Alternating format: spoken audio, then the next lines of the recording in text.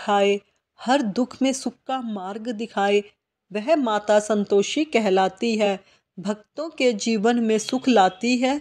जय माँ संतोषी। प्रिय भक्तों, आज हम सुनने जा रहे हैं संतोषी माता की अद्भुत कथा, जो हमें सिखाती है संयम, श्रद्धा और संतोष से जीवन के हर कष्ट का समाधान किया जा सकता है।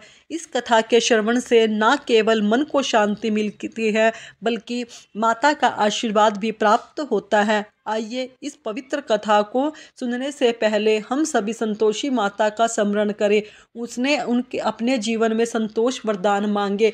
एक गांव में एक बुढ़िया रहती थी, जिनके 7 बेटे थे। 6 बेटे कमाने वाले थे, लेकिन एक बेटा निकम्मा था। 6 बेटे कमाने वाले थे, एक बेटा बेहद निकम्मा था। बुढ़िया माँ 6 पुत्रों का झूठा 7वें पुत्र को दिया करती थी। 7वां पुत्र एक दिन अपनी पत्नी से बोला, देखो मेरी माता का मुझ पर कितना प्रेम है। वह बोली, क्यों नहीं, सबका झूठा बचा हुआ तुमको खिलाती है। तब वह बोला, जब तक आंखों से ना देखूं तो मान नहीं सकता।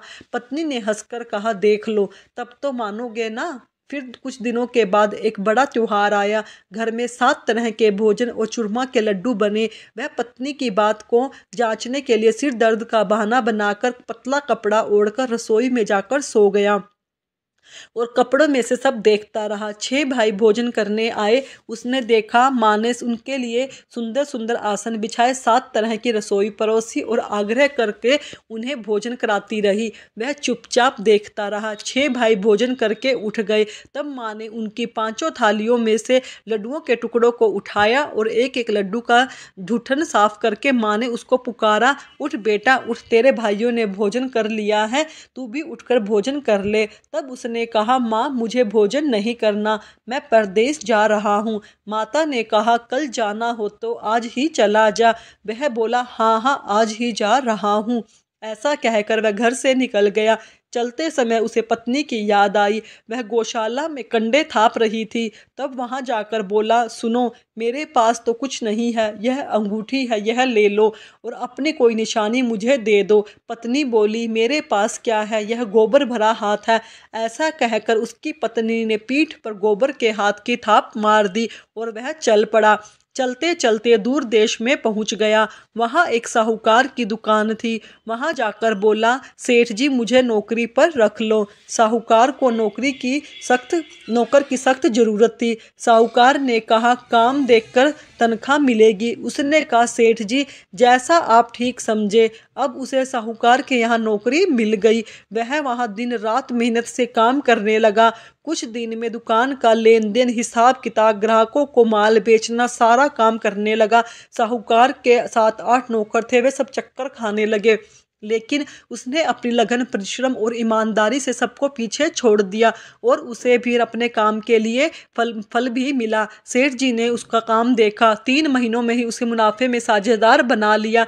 परिश्रम करते करते 12 वर्षों में ही वह नगर का नामी सेठ बन गया। सेठ अपना सारो कारोबार उस पर छोड़कर बाहर चला गया। इधर घर पर उसकी पत्नी पर क्या बीती वह भी सुनिए। सास ससुर उसे अब दुख देने लगे। गृहस्थी का सारा काम करवाकर उसे लकड़ी लेने जंगल में भेजा करते थे। इस बीच घर की रोटियों के आटे से जो भूसी निकलती थी, उसकी रोटी बनाकर रख दी जाती थी और फूटे खोपरे के नरेली में पानी दिया जाता था। इस तरह उसके दिन बीतते रहे। एक दिन जब वह जंगल में लकड़ी लेने जा रही थी, जब उसे रास्ते में बहुत सी स्त्रियां संतोषी माता का व्रत करती दिखाई दी। वह वहां खड़ी होकर पूछने लगी, बहनों तुम किस देवी या देवता का व्रत कर रही हो? इसके करने से क्या फल मिलता है? इस व्रत के करने की क्या विधि है? यदि तुम अपने इस व्रत का विधान मुझे समझाकर कहोगी तो मैं तुम्हारा बड़ा एहसान मानूंगी। उनमें से एक स्त्री बोली, सुनो यह संतोषी माता का व्रत है। इसके करने से निर्धनता और दरिद्रता का नाश होता है, लक्ष्मी आती है, मन की चिंताएं दूर होती हैं, मन को प्रसन्नता और शांति मिलती है, निपुत्र को पुत्र मिलता है, पति बाहर गया हो वह शीघ्र लौट आता है, कुंवारी कन्या को मनपसंद वर मिलता है, चलता मुकदमा खत्म हो जाता है, ग्रह क्लेश की स्थिति हो तो सुख शांति होती है, घर में धन जमा हो, धन जायदाद का लाभ होता है, और भी जो भी मन की कोई भी कामना हो वह संतोषी माता की कृपा से पूरी हो जाती है। इसमें कोई भी संदेह नहीं है। यह व्रत कैसे किया जाता है यह भी बताओ तो बड़ी कृपा होगी। वह स्त्री कहने लगी, बहन बिना परेशानी, श्रद्धा और प्रेम से जितना भी बन सके प्रसाद लेना, 1.25 पैसे से 5.25 आने से या फिर इससे भी ज़्यादा शक्ति और भक्ति के अनुसार गुड़ और चना लेना। हर शुक्रवार को निराहार रहकर कथा कहना सुनना, इसके बीच में कर्म नहीं टूटना चाहिए। लगातार नियम का पालन करना। सुनने वाला कोई ना मिले तो घी का दीपक जलाकर उसके आगे जल से भरा हुआ पात्र रखकर कहना, परंतु नियम नहीं टूटना चाहिए। जब तक कार्य सिद्ध ना हो कि नियम पालन करना, और कार्य सिद्ध हो जाने पर व्रत का उद्यापन करना। 3 मास में ही माता पूरा फल प्रदान करती है। यदि किसी के ग्रह खोटे हों तब भी माता 1 वर्ष में अवश्य उनको अनुकूल करती है। कार्य सिद्ध होने पर ही उद्यापन करना चाहिए, बीच में नहीं उद्यापन करें। 2.5 सेर आटे का खाजा और इसी अनुसार खीर और चने का साग बनाना। 8 बच्चों को भोजन कराना। जहाँ तक मिले देवर जेठ भाई बंधु कुटुंब के लड़के लेना, ना मिले तो रिश्तेदार और पड़ोसियों के लड़के बुलवाना। उन्हें भोजन कराकर यथाशक्ति दक्षिणा देकर माता का नियम पूरा करना। ध्यान रखना उस दिन घर में कोई खटाई ना खाए। यह सुनकर वे चल पड़े। रास्ते में लकड़ी के गट्ठे को तो उसने बेच दिया। उन पैसों से गुड़ चना लेकर माता के व्रत की तैयारी कर आगे चली। रास्ते में संतोषी माता के मंदिर में जाकर वह माता के चरणों में लेट गई और विनती करने लगी, माँ मैं दीन हूँ, निपट हूँ, मूर्ख हूँ, व्रत के कोई भी नियम नहीं जानती, मैं बहुत दुखी हूँ, मेरा माता दुख दूर करो, मैं तुम्हारी शरण में हूँ। संतोषी माता को उस पर दया आ गई। एक शुक्रवार बीता कि दूसरे शुक्रवार को ही उसके पति का पत्र आया। तीसरे शुक्रवार को उसका भेजा हुआ पैसा भी आ पहुँचा। अब तो यह देखकर जेठानी मुंह सिकोड़ने लगी, इतने दिनों बाद पैसा आया, इसमें क्या बड़ाई है। लड़के ताने देने लगे। काकी के पास तो पत्र आने लगा, रुपया आने लगा।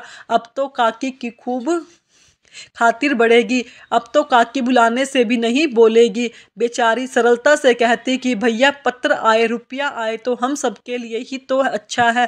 ऐसा कहकर आंखों में आंसू भरकर संतोषी माता के मंदिर में जाकर वह मातेश्वरी के चरणों में गिरकर रोने लगी। कहने लगी कि माँ मैंने तुमसे पैसा तो नहीं मांगा, मुझे पैसे से क्या काम, मुझे तो अपने सुहाग से काम है। माँ मैं तो अपने स्वामी के दर्शन और सेवा मांगती हूँ। तब माता ने प्रसन्न होकर कहा, जा बेटी तेरा स्वामी भी जल्दी आएगा। यह सुनकर खुशी से बावली होकर वह घर आकर काम करने लगी। अब संतोषी माता विचार करने लगी कि किसके लिए भाली पुत्री से मैंने कह तो दिया तेरा पति शीघ्र आएगा, कहाँ से आएगा, इसे स्वप्न में भी याद नहीं करता, उसे इसकी याद दिलानी तो मुझे ही जाना पड़ेगा। संतोषी माता ने उस बुढ़िया के बेटे को स्वप्न में समझाया, पुत्र तेरी पत्नी कष्ट उठा रही है। तब वह बोला, माँ यह तो मुझे भी पता है, लेकिन क्या करूँ, वहाँ कैसे जाऊँ, परदेश की बात है, लेन देन का सारा हिसाब किताब है और कोई जाने का रास्ता भी नज़र नहीं आता, आप ही कोई दिखाइए कि वहाँ मैं कैसे जाऊँ। तब संतोषी माता कहने लगी, सवेरे नहा धोकर संतोषी माता का नाम ले, घी का दीपक जलाकर दंडवत कर और दुकान पर जाकर बैठना। देखते ही देखते तेरा लेन देन सब चूक जाएगा, जमा माल बिक जाएगा, सांझ होते होते धन का ढेर लग जाएगा। अब तो वह अगले दिन सुबह सुबह जल्दी उठा। उसने अपने मित्रों परिचितों के स्वप्न में माता के द्वारा कही बात सुनाई।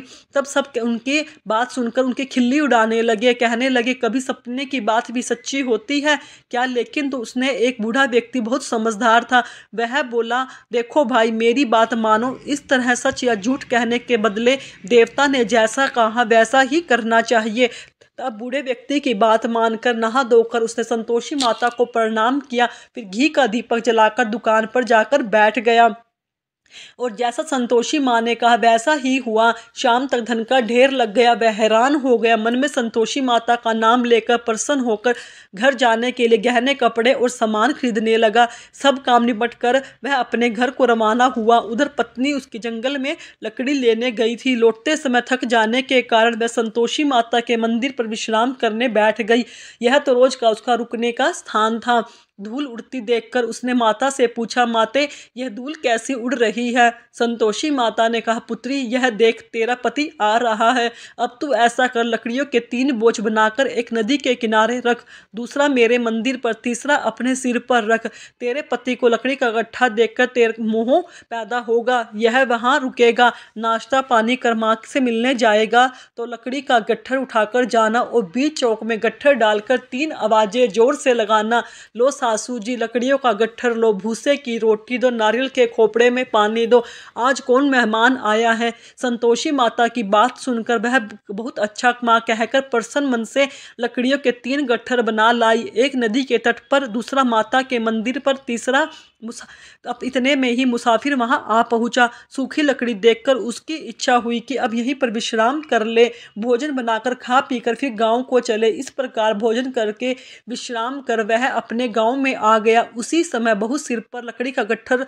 लाई और उसने गट्ठर को आंगन में डाला, जोर से 3 आवाज लगाई, लो सासू जी लकड़ी का गट्ठर लो, भूसे की रोटी दो, नारियल के खोपरे में पानी दो, आज कौन मेहमान आया है। यह सुनकर सास ने अपने दिए हुए कष्टों को भुलाने के लिए कहा, बहू तू ऐसा क्यों कहती है, तेरा पति ही तो आया है, आ बैठ, मीठा भात खा, खोप कपड़े पहन, गहने पहन। पत्नी की आवाज़ सुनकर उसका पति बाहर आया, फिर उसके हाथों में पहनी अंगूठी देखकर उसकी दशा देखकर व्याकुल हो गया। उसने माँ से पूछा, माँ यह कौन है? माँ बोली, बेटा तेरी ही तो पत्नी है, आज 12 वर्ष हो गए हैं जब से तू गया है, तब से सारे गाँव में जानवर की तरह भटकती फिरती है, काम काज कुछ करती नहीं, 4 समय आकर खा जाती है, अब मुझे देखकर भूसे की रोटी और नारियल के खोपड़े में पानी मांगती है। तब वह बोला, माँ मैंने इसे भी देखा और तुम्हें भी देखा है, मुझे दूसरे घर की चाबी दो, मैं उस घर में रहूँगा। माँ ने कहा, ठीक है बेटा, जैसे तेरी मर्जी। ऐसा कहकर माँ ने चाबी का गुच्छा बेटे के सामने रख दिया। उसने दूसरे घर को खोलकर सारा सामान जमाया। एक ही दिन में वहाँ राजा के जैसा ठाठ बाट हो गया। अब क्या था, वह सुख भोगने लगी। अगला शुक्रवार उसने अपने पति से कहा, सुनो मुझे संतोषी माता का उद्यापन करना है। पति बोला, बहुत अच्छा, खुशी से कर लो। अब वह उद्यापन की तैयारी करने लगी। जेठ के लड़कों को भोजन के लिए कहने गई, उन्होंने मंजूर किया, परंतु पीछे से जेठानी ने अपने बच्चों को सिखाया, देखो रे भोजन के समय सब लोग खटाई मांगना, जिससे उसका उद्यापन पूरा ना हो। उस समय लड़के भोजन करने आए, खीर पेट भर खाई, लेकिन माँ की बात याद आते ही कहने लगे, हमें तो कुछ खटाई खाने को दो, हमें बिल्कुल अच्छा नहीं लगता। लड़के उठ खड़े हुए और फिर बोले, पैसे लाओ। भोली भाली कुछ नहीं जानती थी, उनके कपड़े लड़कों को पैसे दे दिए। लड़कों ने बाजार जाकर उन पैसों से इमली खरीदी और खटाई। यह सब देखकर बहू पर संतोषी माता का कोप हुआ। राजा के दूत उसके पति को पकड़ कर ले गए। जेठानी कहने लगी, सब पता चलेगा कि जेल की रोटी खाएगी। बहू से यह वचन सहन नहीं हुए। वह संतोषी माता के मंदिर में गई और कहने लगी, माता यह आपने क्या किया, हंसाकर रुलाया, आप मुझे क्यों रुलाने लगी? संतोषी माता बोली, पुत्री तूने मेरा व्रत इतनी जल्दी सारी बातें भुला दी। वह बोली, माँ मैं तो कुछ भी नहीं भूली, ना ही मैंने कोई अपराध किया, मुझे तो लड़कों ने भूल में डाल दिया, मुझे क्षमा करो। तब माँ बोली ऐसी भूल भी कहीं होती है? वह बोली, अब कोई भूल नहीं होगी। अब बताओ मेरे पति कैसे वापस आएंगे? संतोषी माता बोली, पुत्री जा, तेरा पति तुझे रास्ते में आता मिलेगा। वह मंदिर से निकलकर बाहर आई तो रास्ते में उसे उसका पति आता मिला। उसने पूछा, कहाँ गए थे? तब वह बोला, इतना धन जो कमाया था, राजा ने उसका कर मांगा था, वही भरने गया था। तब प्रसन्न होकर बोली, भला हुआ, अब घर को चलो। फिर अगला शुक्रवार आया। वह बोली, मुझे माता का उद्यापन करना है। पति ने कहा, ठीक है करो। जेठ के लड़कों को भोजन करा कहने को गई। जेठानी के लड़कों को फिर सिखा दिया कि तुम पहले की तरह खटाई मांगना। अब की बार लड़के भोजन करने बैठे, लेकिन भोजन करने से पहले कहने लगे, हमें खीर पूरी अच्छी नहीं लगती, जी घबराता है, कुछ खटाई खाने को दो। वह बोली, खटाई तो खाने को नहीं मिलेगी, खाना है तो खाओ। उसने उठकर चले गए। उसने ब्राह्मण के लड़कों को बुलाकर उन्हें भोजन करवाया। दक्षिणा की जगह उन्हें एक एक फल दिया, जिससे संतोषी माता का संतोष हुआ। माता की कृपा से 9 माह बाद उनके चंद्रमा के समान एक पुत्र प्राप्त हुआ। पुत्र को लेकर वह हर दिन संतोषी माता के मंदिर में जाने लगी। माता ने सोचा, यह रोज आती है, क्यों ना आज मैं इसके घर चलूं, इसका आश्रय देखूं तो सही, यह कैसी रहती है, कहाँ रहती है। यह विचार विचार कर माता ने भयानक रूप बनाया। गुड़ और चने का सना मुख ऊपर से मुंह के समान, होठ पर मक्खियां भिनभिना रही थी। दहलीज पर पैर रखते ही उसकी सास चिल्लाई, कोई चुड़ैल डाकनी चली आ रही है, जल्दी भगाओ इसे, नहीं तो सबको खा जाएगी। बहू रोशनदान से देख रही थी। वह प्रसन्न हो उठी, आज मेरी माता मेरे घर आई है। ऐसा कहकर दूध पीते बच्चे को गोद से उतार दिया। यह सब देखकर सास क्रोध में बोली, अरे देखो इतनी उतावली कैसे उतावली हुई जा रही है, जो बच्चे को ही पटक दिया। इतने में ही माँ के प्रताप से जहाँ देखो वहाँ लड़के ही लड़के नजर आने लगे। वह बोली, माँ मैं जिनका व्रत करती हूँ यह वही संतोषी माता है। ऐसा कहकर उसने झट से घर के किवाड़ खोल दिए। सबने फिर तो माता के चरण पकड़ लिए, विनती करके कहने लगे, माता हम मूर्ख हैं, अज्ञानी हैं, आपके व्रत की विधि नहीं जानते। आपका व्रत भंग कर हमने बड़ा अपराध किया। हे माते, आप हमारे सभी अपराधों को क्षमा करो। इस तरह बार बार कहने पर संतोषी माता प्रसन्न हो गई। इसके बाद उसकी सास कहने लगी, संतोषी माता आपने बहू को जैसा फल दिया वैसे सबको देना। यह कथा पढ़ने सुनने वाले सभी के मनोरथ पूर्ण करना। प्रेम से कहना, संतोषी माता की जय, संतोषी माता की जय। संतोषी माता सबके मन को संतोष देती है। बोलो संतोषी माता। जय माँ वैभव लक्ष्मी की। आज मैं आपको माँ वैभव लक्ष्मी व्रत कथा सुनाने जा रही हूँ। कथा सुनाने से पूर्व आप माँ लक्ष्मी का ध्यान करें, माँ लक्ष्मी के 8 स्वरूप में नमन करें और माँ लक्ष्मी के सदन का पाठ व श्रवण हाथ जोड़कर करें। जो लाल कमल में रहती है, जो अपूर्व कांति वाली है, जो असहनीय चीज वाली है, जो पूर्ण रूप से लाल है, जिसने रक्त रूप वस्त्र धारण किए हुए हैं, जो भगवान विष्णु को अति प्रिय है, जो लक्ष्मी मन को आनंद प्रदान करती है, जो समुद्र मंथन से प्रकट हुई है और जो भगवान विष्णु की पत्नी जो कमल से है, और अति शीघ्र लक्ष्मी देवी आप मेरी रक्षा करें। अब माँ को नमन करते हुए पूर्ण भक्ति भावना से श्रद्धा पूर्वक कथा का श्रवण करें। माँ लक्ष्मी की कथा। एक बड़ा शहर था। इस शहर में ना जाने कितने लोग रहते थे। देश के कोने कोने से रोजगार की तलाश में आए लोग सब एक शहर में रहते थे। उनके पास कुछ तो नहीं था। उनकी एकमात्र इच्छा यही रहती है कि उनको किसी तरह से 2 समय की रोटी मिल जाए, मजदूरी करके अपने बच्चों का पेट पाल ले, बस प्रभु के गुण गाएं। वैसे तो देखा जाए तो मानव की इच्छाओं की कोई सीमा नहीं होती। शुरू में वह यही सोचता है कि उसे 2 वक्त की रोटी मिल जाए, प्रभु की यही सबसे बड़ी कृपा होगी। इसी के लिए मंदिरों में जाते हैं, तीर्थ यात्रा करते हैं, कथा सुनते हैं, और जब उन्हें 2 वक्त की रोटी मिलने लगती है तो उनके मन में कुछ और विचार उठने लगते हैं। वैसे उनकी आय बढ़ने लगी। उनके पास धन, रहने के लिए बढ़िया मकान, पहनने के लिए अच्छे कपड़े, सवारी के लिए कार हो या स्कूटी हो। रोटी मिलने के पश्चात उनकी लालसा बढ़ती जाती है। किसी ने ठीक ही कहा है, भूख की एक सीमा होती है जिसे खाना खाते ही पूरा कर लिया जाता है, परंतु लालसा की कोई सीमा नहीं होती। मानव जीवन की एक सीमा है। लाखों करोड़ों के सपने, सुख शांति और मौज मस्ती की आशाओं की लालसा करने वाला इंसान यह भूल जाता है कि यह द्वार उसे मृत्यु की ओर लिए जा रहा है। मानव जीवन इतना बड़ा कहाँ है जिस पर हम भविष्य का इतना बड़ा बोझ लाद देते हैं। हम काम, क्रोध, लोभ, मोह, अहंकार में अंधे होकर उस प्रभु शक्ति को भूल जाते हैं जिसने इस संसार में हमको जन्म दिया। वो जीवन दाता है, वह मृत्यु भी देता है। कलयुग में तो ऐसा ही होता है। पाप की परछाइयाँ लंबी और गहरी होना शुरू हो जाती है। धर्म व्यापार बंद जाता है, अधर्मी खूब फलते हैं। इस बड़े शहर में तो धर्म कर्म अधिक होता है। इसी शहर के एक मोहल्ले में राधा और गोपाल पति पत्नी के रूप में रहते थे। उनका छोटा सा परिवार था, यानी घर का नाम में एक कमरा था। उसी में रसोई, उसी में सोना, उसी में खाना पीना, यही था उनका घर। गोपाल किसी मिल में नौकरी करता था। राधा घर का सारा कामकाज करती थी। उसने अपने छोटे से घर को इतना साफ सुथरा व सजा कर रखा कि मोहल्ले की औरतें अक्सर कहती है, घर की सफाई रखना हो तो हमारी राधा बहन से सीखे। यह बात तो राधा भी जानती थी कि इस शहर में अच्छे लोग कम और बुरे अधिक हैं। उसी के आस पड़ोस में कुछ औरतें ऐसी थी जो दिन भर एक दूसरे की चुगलियां किया करती थी, दूसरों के घर में ताका झांकी करती थी। उनका सबसे बड़ा काम था, अपने घर में भले ही उनको कोई खबर ना हो मगर पूरे मोहल्ले की खबर उनके पास रहती थी, जैसे मोहल्ले की डायरी लिखने का काम प्रभु ने उन्हें सौंप रखा हो। राधा को उनकी यह बात पसंद नहीं थी। पहले तो घर के कामकाज से समय नहीं मिलता था, दूसरा पति की सेवा करना उसका धर्म था। पति की लंबी आयु और उन्नति के लिए ईश्वर की उपासना करती। हर मंगलवार को महावीर जी का व्रत अपने पति की लंबी आयु के लिए रखती। मोहल्ले की चुगलखोर औरतों को राधा की आदतें अच्छी नहीं थी लगती थी। वे तो यह कहने लगी कि राधा में बड़ी अक्कड़ है, जो किसी से बात करना पसंद नहीं करती, शायद इसलिए न कि वे बड़ी सुंदर हैं, उसे अपनी सुंदरता पर घमंड है। उसे यह नहीं पता कि इस मोहल्ले में रहते हैं, वहाँ सबसे मित्रता करते हैं, उनके साथ मिल बैठते हैं। यह वही कि किसी के पास दुख सुख बांटने नहीं जाएगी तो कल उसके पास कौन आएगा।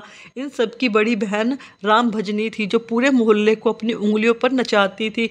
बहन राम भजनी ने अपनी एक कीर्तन मंडली बना रखी थी जो घर घर में जाकर कीर्तन करती थी। राधा को ऐसी औरतें बिल्कुल पसंद नहीं थी जो कीर्तन करते समय भी एक दूसरे की चुगलियां करती हो। यही कारण है कि राधा कई बार उनको टोकते हुए कह दिया करती थी, देखो बहन राम भजनी, वैसे तो आपका नाम है भजनी, मैं आपका हाथ जोड़कर प्रार्थना करती हूँ कि पूजा एवं कीर्तन करते समय किसी की चुगली मत किया करो। किसी की चुगली करने से अच्छा तो आप प्रभु में अपना समय व्यतीत करो, इससे आपका जीवन भी सफल होगा, वह बुराई से भी बच जाओगे। राधा की इतनी बात सुनते ही राम भजनी को क्रोध आ गया।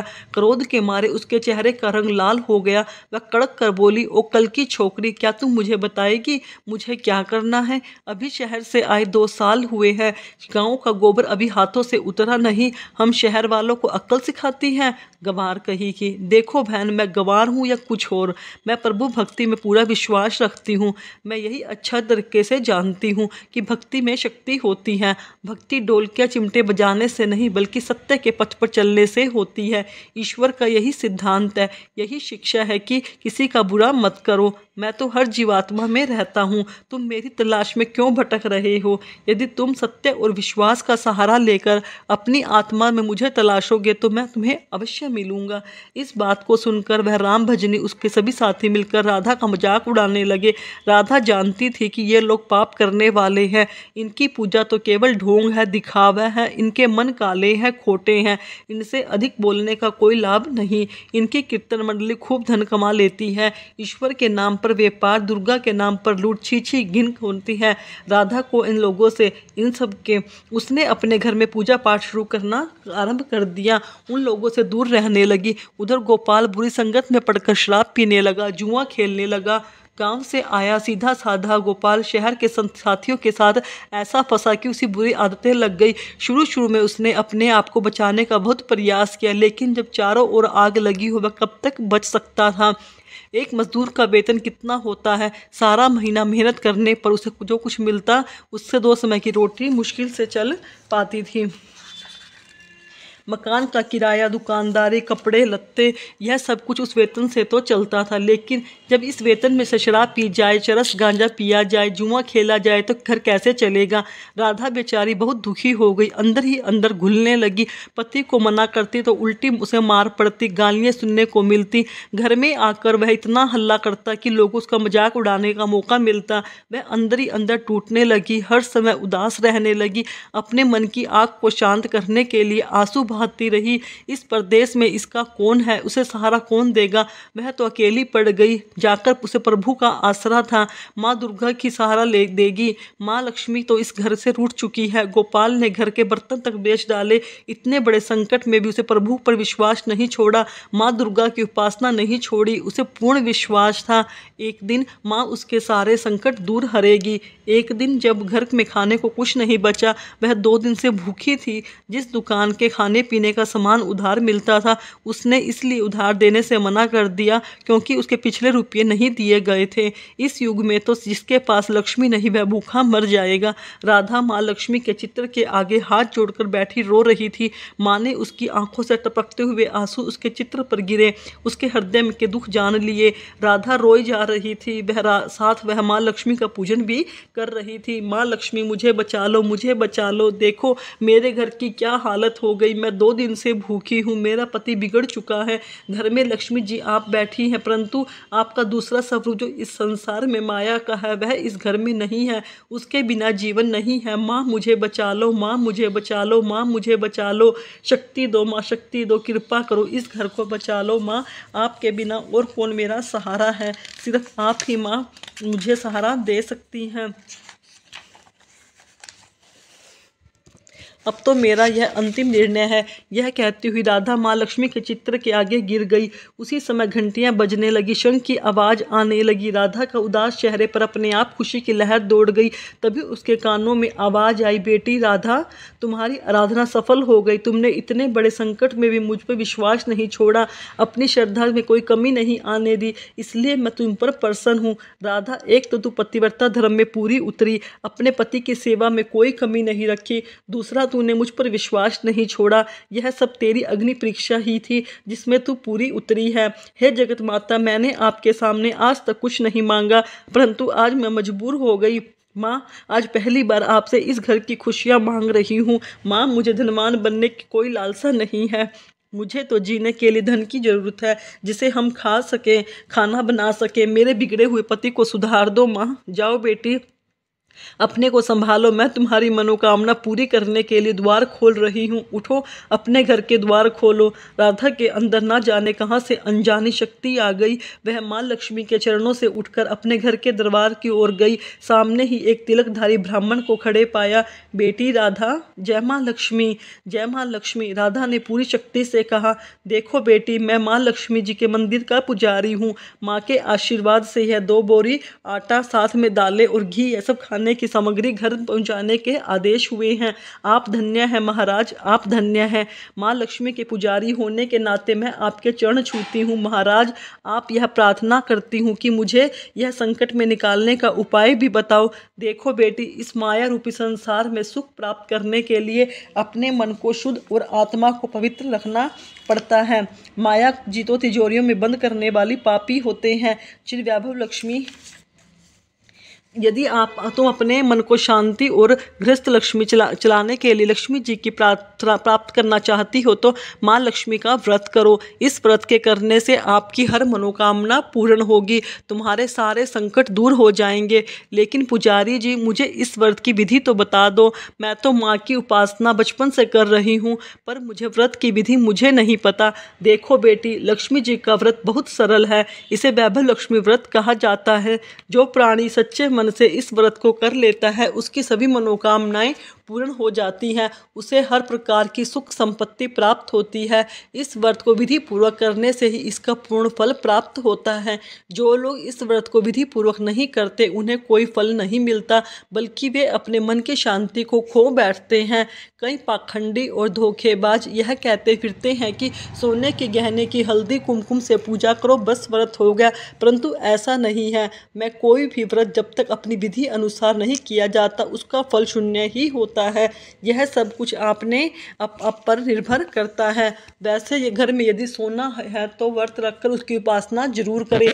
माँ लक्ष्मी का व्रत शुक्रवार को रखना चाहिए। सुबह उठकर नहा धोकर साफ सुथरे कपड़े पहने और दिन भर माँ का पूजन करें। हर समय मुंह से यही शब्द निकले, जय माँ लक्ष्मी, जय माँ लक्ष्मी। शाम के समय पूर्व दिशा की ओर मुख करके अपने आसन पर बैठे और माँ लक्ष्मी जी की मूर्ति या चित्र किसी ऊंचे स्थान पर रखकर उसके आगे चावल की ढेरी लगाएं। एक खुली प्लेट में सोने के जेवर रखें, यदि सोने के जेवर न हो तो चांदी के जेवर रखें। माँ लक्ष्मी के चरणों में गुलाब के फूल अर्पित करें, उस धूप के साथ देसी घी की जोत जलाएं। वैसे तो माँ लक्ष्मी के अनेक स्वरूप हैं, परंतु इन सब की नींव श्री यंत्र है। जो माँ के भक्त श्री यंत्र के दर्शन कर लें, समझ लेना उन्होंने माँ के हर स्वरूप के दर्शन कर लिए। इसलिए माँ पूजन के लिए श्री यंत्र को मत भूलें। सबसे पहले प्लेट में रखे जेवर को हल्दी का टीका लगाकर 5 बार बोले, जय माँ वैभव लक्ष्मी, जय माँ वैभव लक्ष्मी, हमारी खाली झोली भर दो माँ, हमारी खाली झोली भर दो माँ। इसके पश्चात घी, आटे, चीनी को भूनकर बनाया गया प्रसाद, जिसमें केले के टुकड़े काट ले, माँ लक्ष्मी की आरती करके उस प्रसाद को लोगों में बांट दे। बांटते समय भी आपके जुबान पर जय माँ लक्ष्मी जरूर होना चाहिए। यह व्रत निरंतर 21 या 51 रखे जा सकते हैं। सूर्यास्त होने के पश्चात माँ की उपासना करके जब प्रसाद बांट ले तो आप भी भोजन ग्रहण कर ले। माँ के आगे पड़े चावलों को पक्षी को डाल दें। व्रत रखने वाले हर भक्त के लिए यह जरूरी है कि वह श्री वैभव लक्ष्मी व्रत की कथा का पाठ करे और लोगों को भी सुनाए। इससे और भी अधिक पुण्य मिलता है। यह सारे व्रत जब विधि पूर्वक पूरा हो जाए तो इसके फलस्वरूप प्राणी की इच्छा पूरी हो जाती है।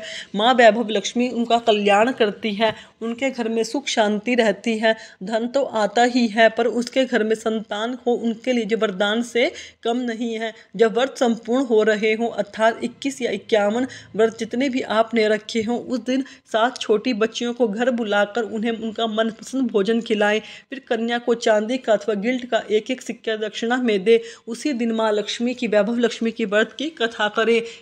151 प्रतियाँ माँ भगवती के किताबों को अपने हाथों से बांटे। यदि इतनी प्रतियाँ ना बांट सके तो 11 तो अवश्य बांटने चाहिए। माँ की प्रतिमा के आगे बैठकर दोनों हाथ जोड़कर उनसे प्रार्थना करते हुए कहे, हे माँ लक्ष्मी, आपकी और प्रभु की कृपा से मैंने आपके व्रत विधि पूर्वक संपूर्ण किए हैं। इसलिए हे माँ, आप हमारी इच्छा पूरी करें, हमारी मनोकामना पूरी कर दो, हमें सदा सुखी रहना का आशीर्वाद दो, परिवार को सुख देना। बस बेटी, यह सब प्राणी कल्याण मार्ग है। तुम भी श्री वैभव लक्ष्मी व्रत करो, तुम्हारा पति भी ठीक हो जाएगा, तुम्हें धन भी मिलेगा, तुम सदा कष्ट मुक्त रहोगी। यह कहते हुए पुजारी जी चले गए। राधा ने आटे की बोरियां पड़ोसन की सहायता से अंदर रखवा दी, दालों को भी अंदर रखा। माँ लक्ष्मी की उपासना तो कर ही रही थी, परंतु विधि अनुसार नहीं कर पाती थी। आज माँ लक्ष्मी उसकी हालत जो देखकर जो उसकी सहायता की है वह उसे कैसे भूल सकती थी। उसे ध्यान आया कि कल ही शुक्रवार है, मैं कल ही माँ लक्ष्मी के 21 व्रत प्रारंभ करूंगी। दूसरे ही दिन राधा ने शुक्रवार की व्रत कथा आरंभ कर दी, साथ ही माँ लक्ष्मी का व्रत रखा। सारा दिन माँ की आरती करती रही, सारा दिन मुख से जय माँ लक्ष्मी करती रही। फिर उसे रात्रि के समय में श्री वैभव लक्ष्मी व्रत कथा का पाठ करके घर आए पति के चरण छूकर उसे प्रसाद खिलाया तो उसके पति ने उसे प्यार से सीने से लगाकर, तुम मेरी राधा हो, तुम तो सचमुच देवी ही लग रही हो। मैं ही पापी था जो आज तक देवता न बनकर राक्षस बना रहा, लेकिन आज मेरी आंखें खुल गई हैं, मुझे अपनी भूल का एहसास हो रहा है और मैं आज भी लक्ष्मी के चरणों में बैठकर प्रतिज्ञा करता हूँ कि मैं कभी शराब नहीं पीऊँगा, ना ही कभी जुआ खेलूँगा, ना ही गंदे और बुरे लोगों की संगत में बैठूँगा। मैं तुम्हें कभी दुख नहीं दूँगा। मेरा देवता, मेरे प्राणनाथ, माँ लक्ष्मी की कृपा से आप सुधर गए, मुझे संसार के खजाने मिल गए। आज मैं इतनी खुश हूँ माँ, मेरा उजड़ा संसार बसा दिया आपने, मेरा सुहाग मुझे मिल गया। अब मैं 21 व्रत पूर्ण करके श्री वैभव लक्ष्मी व्रत कथा की 51 प्रीतियाँ लक्ष्मी भक्तों को बांटूंगी ताकि उनका भी मेरी भांति कल्याण हो जाए।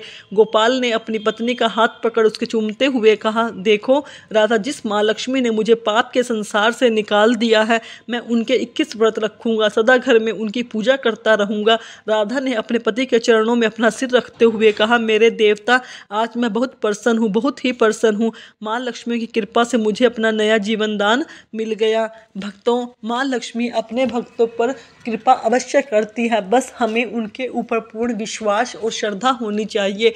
भक्तों, आपकी भी जो मनोकामना हो वह माँ लक्ष्मी के सामने बोलकर आप 11, 21, 51 कितने भी व्रतों का संकल्प उठा सकते हैं। वही संकल्प व्रतों का संकल्प करके व्रत पूरे करने पर भगवान आपकी माता लक्ष्मी आपकी कृपा करेगी, आपके सारे कार्य को अवश्य संपूर्ण करेगी। बस पूरा विश्वास और श्रद्धा के साथ आप माँ लक्ष्मी के ऊपर विश्वास बनाए रखें। भक्तों, अगर आपको सुनाई गई कथा अच्छी लगे तो मेरे चैनल को सब्सक्राइब करें, वीडियो को लाइक करें, कमेंट में राधे राधे अवश्य लिखें। धन्यवाद भक्त।